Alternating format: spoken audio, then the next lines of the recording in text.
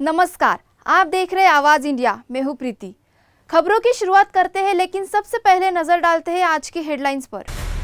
पाकिस्तान ने सिंधु जल संधि के तहत भारत को 4 पत्र भेजकर पानी की मांग की, जिसमें से एक ऑपरेशन सिंदूर के बाद भेजी गई।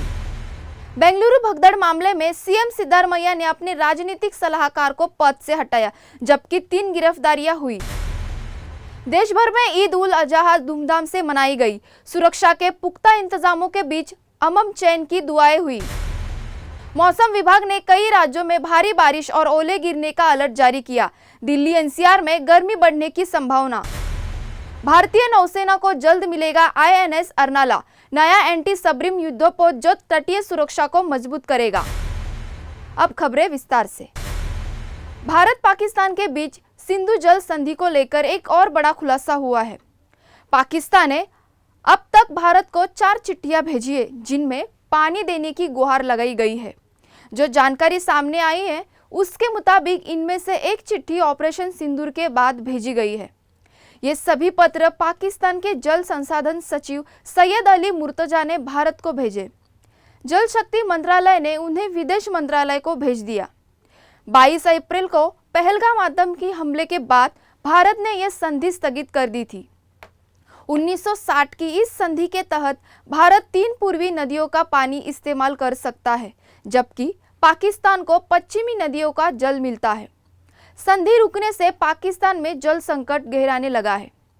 यह समझौता नेहरू और अयूब खान के बीच कराची में हुआ था। अब बड़ा सवाल यह है कि भारत इसे केवल रोकेगा या पूरी तरह खत्म करेगा। बेंगलुरु भगदड़ मामले में अब सीएम सिद्धारमैया ने बड़ा एक्शन लिया है। मुख्यमंत्री ने अपने पॉलिटिकल एडवाइजर के गोविंदराज को पद से हटा दिया है। सूत्रों के मुताबिक गोविंदराज ने सीएम को विवादित इवेंट में जाने की सलाह दी थी। भगदड़ से कुछ घंटे पहले ही सीएम आवास पर हुई बैठक में उन्होंने कार्यक्रम को हरी झंडी दिखाई दी थी, लेकिन बाद में मीडिया को अलग बयान देकर स्थिति को और उलझा दिया। इसी दोहरे रवैये से सीएम नाराज हुए और तत्काल उन्हें हटाने का फैसला लिया। वहीं इस भगदड़ में घायल युवक की शिकायत पर तीसरी एफआईआर दर्ज कर ली गई थी। आरसीबी के मार्केटिंग हेड और इवेंट कंपनी के 3 लोग गिरफ्तार हो चुके हैं। सोशल मीडिया पर फैली फ्री एंट्री की अफवाह ने 11 जानें ले ली और कई को घायल कर दिया। कर्नाटक सरकार ने इस घटना को इंटेलिजेंस फेलियर मानते हुए एडीजीपी हेमंत निम्बालकर का भी तबादला कर दिया। देश भर में आज ईद उल अजहा का त्योहार धूमधाम से मनाया जा रहा है। सुबह से ही मस्जिदों और ईदगाहों में नमाज अदा करने वालों की भीड़ उमड़ रही है। दिल्ली की जामा मस्जिद से लेकर लखनऊ की ईदगाह तक रौनक ही रौनक है। लोग अमन, चैन और खुशहाली की दुआ मांग रहे हैं। यूपी समेत देश भर में सुरक्षा के पुख्ता इंतजाम किए गए हैं। हर मस्जिद और सार्वजनिक जगहों पर पुलिस की तैनाती की गई है। कुर्बानी को लेकर प्रशासन ने गाइडलाइन जारी की है, जिनका पालन जरूरी है। बीजेपी नेता मुख्तार अब्बास नकवी ने लोगों को ईद की मुबारकबाद देते हुए सौहार्द बनाए रखने की अपील की है। उन्होंने कहा, भारत सभी धर्मों का देश है। गाइडलाइन का पालन करें और भाईचारा बनाए रखें।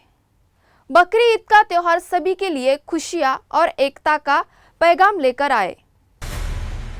देश के कई हिस्सों में मौसम का मिजाज बदला सा है। भारतीय मौसम विभाग ने अगले कुछ दिनों में भारी बारिश का अलर्ट जारी किया है। आसाम, मेघालय और पूर्वोत्तर राज्यों में तेज बारिश के साथ ओले गिरने की भी संभावना जताई गई है। महाराष्ट्र, कर्नाटक, आंध्र प्रदेश, गोवा और छत्तीसगढ़ में भी गरज चमक के साथ बारिश हो सकती है। दिल्ली एनसीआर वालों को फिलहाल बारिश से राहत नहीं मिलेगी, लेकिन गर्मी जरूर बढ़ेगी। राजधानी में तापमान 40 डिग्री के पार जाने की संभावना है, जिससे लू का असर बढ़ सकता है। ओडिशा और राजस्थान में लू को लेकर मौसम विभाग ने खास अलर्ट जारी किया है। राजस्थान के कई हिस्सों में भीषण गर्मी और तेज गर्म हवाएं परेशान करेंगी। हैदराबाद में अगले कुछ दिनों तक रुक रुक कर बारिश का सिलसिला जारी रहेगा। आईएमडी ने येलो अलर्ट जारी करते हुए लोगों को सतर्क रहने की अपील की है। समंदर में अब भारत की ताकत और बढ़ने वाली है। भारत नौसेना को जल्द ही मिलने जा रहा है एक नया खतरनाक हथियार, आईएनएस अर्नाला। 18 जून को विशाखापत्तनम में इसे नेवी के बेड़े में शामिल किया जाएगा।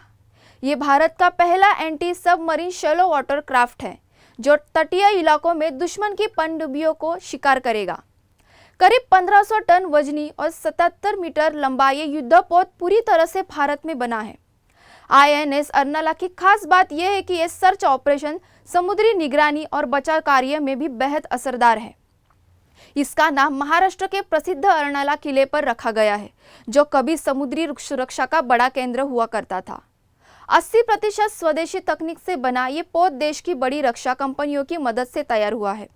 ये पोत भारत की तटीय सुरक्षा को और भी मजबूत करेगा और हिंद महासागर में भारत की पकड़ को और मजबूत बनाएगा। नेवी प्रवक्ता का दावा है, अर्नाला के आने से भारत की नौसैनिक क्षमता में क्रांतिकारी बढ़त होगी, यानी अब समंदर में भी भारत बोलेगा। तट से लेकर गहराई तक हर खतरे पर पैनी निगाह। वक्त हो चला है एक छोटे से ब्रेक का।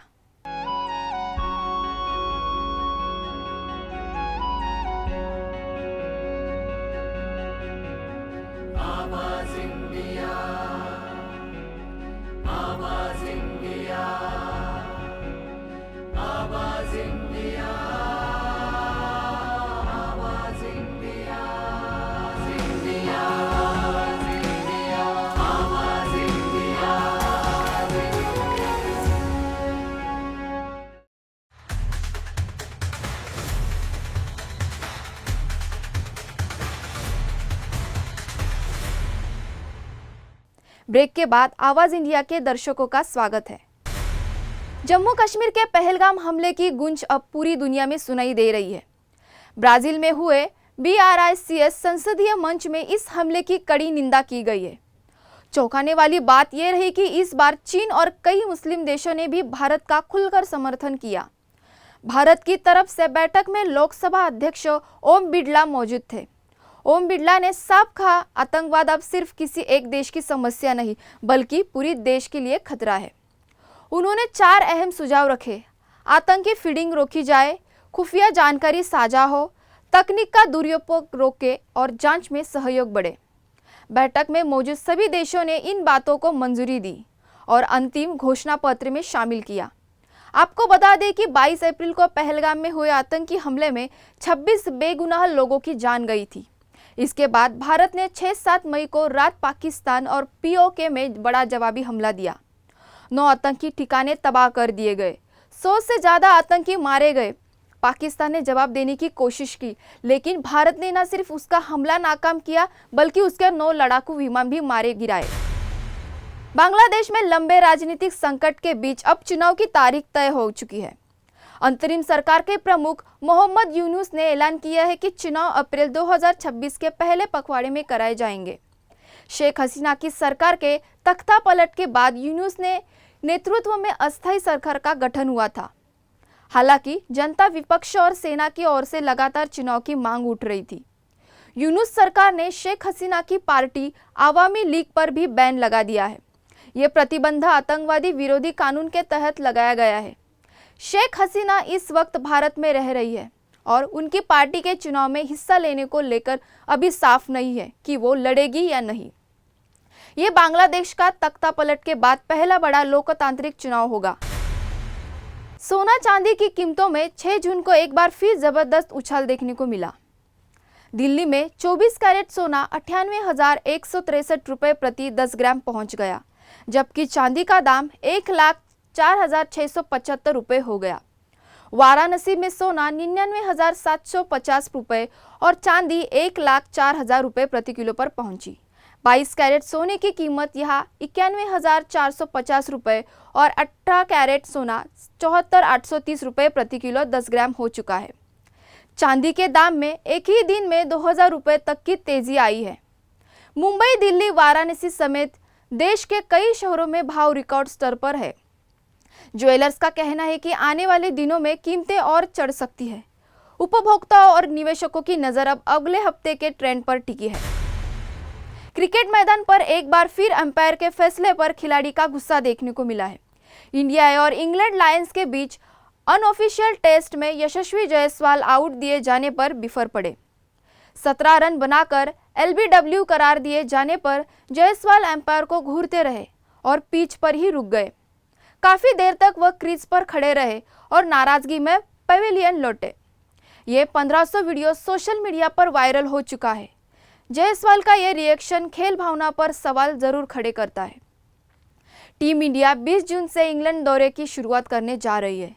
इससे पहले इंडिया ए के जरिए जायसवाल इंग्लिश कंडीशन से तालमेल बिठा रहे हैं। स्विंग और सीम परखने के लिए ये दौरा उनके लिए बेहद ही अहम है। टेस्ट सीरीज में यशस्वी का फॉर्म टीम इंडिया की जीत की चाबी बन सकता है। बॉक्स ऑफिस पर शुक्रवार का दिन रहा उतार चढ़ाव भरा। एक तरफ 22 साल की बहुप्रतीक्षित कॉमेडी हाउसफुल 5, वहीं दूसरी तरफ कमल हासन की एक्शन फिल्म ठग लाइफ को मिला झटका। अक्षय कुमार और साजिद नाडियाडवाला की मल्टीस्टार फिल्म हाउसफुल 5 ने पहले दिन 23 करोड़ रुपए की कमाई की। फिल्म की स्टार कास्ट जबरदस्त है और पहले दिन थिएटर्स के बाहर भीड़ भी खूब दिखी, लेकिन उम्मीद जितना धमाका फिल्म में नहीं किया। हालांकि वीकेंड में कमाई बढ़ने की उम्मीद बाकी है। वही ठग लाइफ ने अपने पहले दिन कमाया था 15.5 करोड़, लेकिन दूसरे दिन की कमाई गिरकर रह गई सिर्फ 7.5 करोड़ रुपए। यानी 2 दिन में फिल्म का कुल कलेक्शन हुआ 23 करोड़ रुपए। इतनी बड़ी फिल्म के लिए ये आंकड़े चिंता की बात जरूर है। राजकुमार राव की भूल चूक माफ भी अब OTT पर आ चुकी है और इसका असर सीधे बॉक्स ऑफिस पर दिखा। शुक्रवार को फिल्म ने सिर्फ 47 लाख रुपए जुटाए, जबकि अब तक फिल्म की कुल कमाई हो चुकी है 67.07 करोड़ रुपए। इसी बीच हॉलीवुड की mission impossible the final reckoning भी अपनी रफ्तार में बनाए हुए है।